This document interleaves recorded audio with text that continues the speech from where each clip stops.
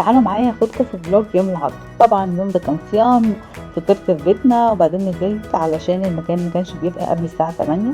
نزلت اخدت حاجتي وحالي ومحتالي وهدومي وكل حاجة وطلعنا على مكان دوار. طلعنا طبعا ظبطوا بقى الزين الاضاءات والكاميرات والمش عارفه ايه كده، وانا كل الوقت ده كنت ابتدي البس واتوتر وكل حاجه كله تمام تمام. بس اول ما بدأ العرض خلاص الدنيا بقت تركيز في العرض. خلصت العرض على خير وابتدينا بقى اقابل الناس الحلوه اللي جملنا يوميها، اللي انا شاكره كل واحد فيهم نفر نفر واحد واحد، واقولهم طبعا اهلي. بس كمان شاكره جدا لوجود هيثم وكالا، وطبعا حسن الجديد ما حدش يصور معاه، وكل التيم الحلو، ومامتي كانت موجوده واخويا وبنات خالاتي وبنات عمي وكل الناس الحلوه كانوا موجودين.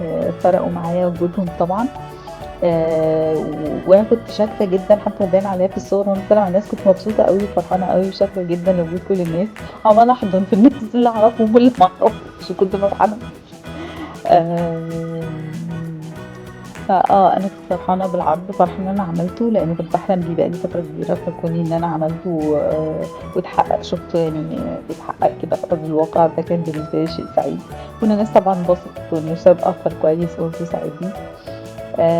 بس فده كان فلوج يوم العرض. هسيبكم تتفرجوا على الصور، وكل عرض وانتم طيبين، وطبعا كل سنه وانتم طيبين. اشوفكم المره الجايه، سلام.